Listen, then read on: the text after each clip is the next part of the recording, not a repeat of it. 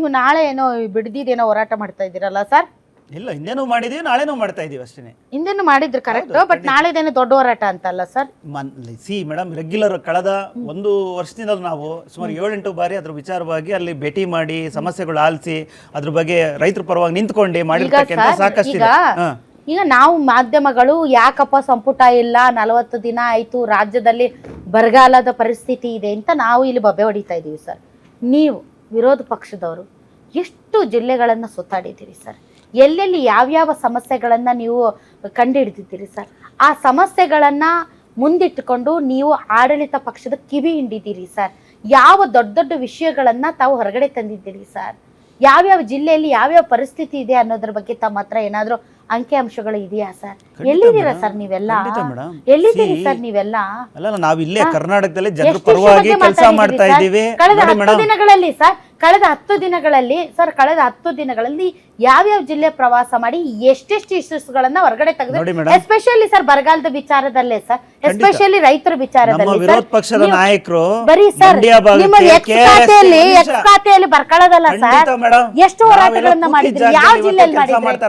ಯಾವ ಜಿಲ್ಲೆಯಲ್ಲಿ ಹೋರಾಟ ಮಾಡಿದ್ರಿ? ಮಂಡ್ಯಕ್ಕೆ ಹೋಗಿದೀವಿ, KRS ಭೇಟಿ ಕೊಟ್ವಿ, ನೀರಿನ ಸಮಸ್ಯೆ ಬರ್ತಾ ಇದೆ, ಕಿವಿಯಿಂದ ಕೆಲಸ ಇವತ್ತು ಸರ್ಕಾರಕ್ಕೆ ಮಾಡಿದೀವಿ. ಎಷ್ಟು ಹೋರಾಟಗಳನ್ನ ಮಾಡಿದ್ರಿ? ಹೋರಾಟ ಮಾಡ್ತಾ ಇದೀವಲ್ವಾ ಮೇಡಮ್? ಈಗ ಇವತ್ತು ಕೂಡ ಹಾವೇರಿ ಹೋರಾಟ ಆಗಿದೆ, ನಿಮಗೆ ಮಾಹಿತಿ ರಾಜ್ಯಾಧ್ಯಕ್ಷರು ಒಂದು ವ್ಯಾಲಿಡ್ ಪ್ರಶ್ನೆ ಅವ್ರು ಕೇಳ್ತಾ ಇದ್ದಾರೆ. ಹೇಳ್ರಿ, ಆಡಳಿತ ಯಂತ್ರ ನಿಂತಿದೆ, ಇಲ್ಲ ರಾಜ್ಯದ ಜನ ಸಮಸ್ಯೆ ಇದೆ, ರಾಜ್ಯದಲ್ಲಿ ಯಾವುದೇ ರೀತಿ ಕೊರತೆ ಇಲ್ಲ ಅನ್ನೋದಕ್ಕೆ ಏನ್ ಸಾಕ್ಷಿ? ಅದನ್ನ ನೀವು ತಾನೇ ಮುಂದಿಡಬೇಕು. ಎಷ್ಟು ಹೋರಾಟ ಮಾಡಿದ್ರಿ? ಬಾಣಂತಿಯರ್ ಸಾವು ಯಾಕಾಯ್ತು?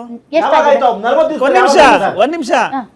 ಕಳೆದ ವರ್ಷ ಬಾಳಂತಿಯ ಸಾವಾದಾಗ್ಲೂ ಇದೇ ಕೆಲಸನೇ ಮಾಡಿದ್ದು. ಯಾವುದೇ ಒಂದು ಅನುಕೂಲಗಳು ಇವತ್ತು ಸರ್ಕಾರ ಮಾಡ್ಕೊಂಡಿಲ್ಲ. ಒಂದ್ ನಿಮಿಷ ಹೇಳ್ತೀನಿ, ಒಂದ್ ನಿಮಿಷ. ಈಗ ಸಚಿವ ಸಂಪುಟ ಕಂಪ್ಲೀಟ್ ಆಗಿ ಆಗದೆ ಇರೋದ್ರಿಂದ ರಾಜ್ಯದಲ್ಲಿ ಯಾವ ರೀತಿಯಾದಂತ ಪರಿಸ್ಥಿತಿ ಇದೆ, ಪ್ರತಿಯೊಂದು ಜಿಲ್ಲೆಗೂ ಪ್ರವಾಸ ಮಾಡಿದ್ದೀರಾ.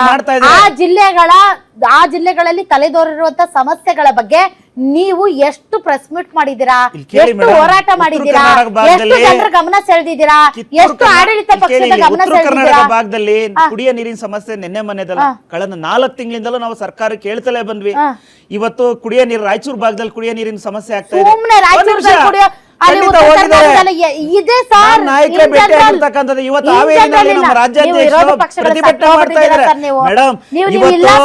ಇವತ್ತು ಬಿಜೆಪಿ ಕುಮಾರಸ್ವಾಮಿ ಅವರು ಮೆಡಿಸಿನ್ ಕೊಡ್ತಾ ಇಲ್ಲ, ಸರ್ಕಾರಿ ಶಾಲೆಗೆ ಮಕ್ಕಳಿಗೆ ಬುಕ್ಸ್ ಕೊಡ್ತಾ ಇಲ್ಲ, ಸಾಕ್ಸ್ ಕೊಡ್ತಾ ಇಲ್ಲ ಅಂತ ಹೇಳ್ಬಿಟ್ಟು ಇವತ್ತು ಬಂಡು ತರ ಇವತ್ತು ಸರ್ಕಾರ ನಾವು ಖಂಡಿತ ಇಲ್ಲ. ನಾವು ಇವತ್ತು ಜನರ ಪರವಾಗಿ ನಿಂತ್ಕೊಂಡು ಕೆಲಸ ಮಾಡ್ತಾ ಇರೋದಕ್ಕೆ ಇವತ್ತು ಈ ಸರ್ಕಾರ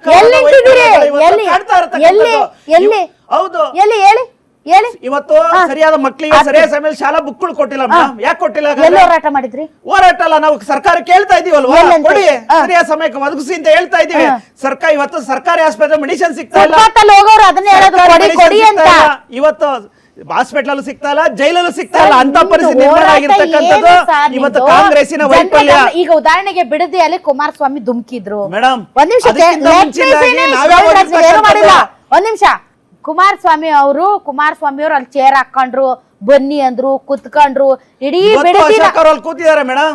ಇವತ್ತು ಚೇರ್ ಹಾಕೊಂಡ್ರೆ ಕೂತಿದ್ದಾರೆ, ಕುತ್ಕೊಂಡ್ರು, ಇಡೀ ಸಿನಾರಿಯೋನ ತಮ್ಮ ಅನುಕೂಲಕ್ಕೆ ಬಳಸ್ಕೊಂಡ್ರು. ನೀವೆಲ್ಲಿದ್ರೋ ಗೊತ್ತಿಲ್ಲ.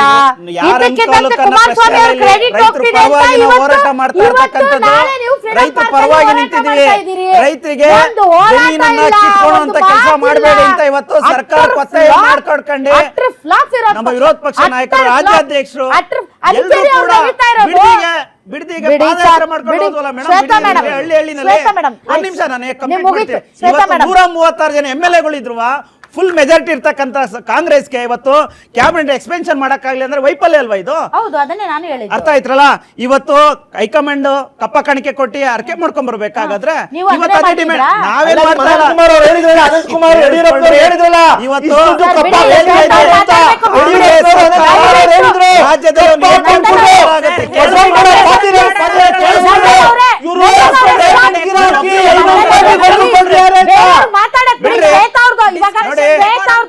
ಕಾಂಗ್ರೆಸ್ ಸರ್ಕಾರ ಬಂದ್ರೆ ಏನ್ರಿ ಹೈಕಮಾಂಡ್ ಮುಗೀತು ನಿಮ್ ಟರ್ಮ್ ATM ಬಿಡಿ ಆಗುತ್ತೆ ಅಂತ ಹೇಳಿದ್ವಿ. ಆಯ್ತು ಇದು ಬಿಡಿ ATM ಓಕೆ ಗೋಸ್ಕರನೇ ಶ್ವೇತಾ ಅವರು amendment ಶ್ವೇತಾ ಅವರು 40 ಶ್ವೇತಾ ಅವರು ಆಯ್ತು ತಿಂಗಳು ಆಗ್ಬೋದು. ಶ್ವೇತಾ ಅವರು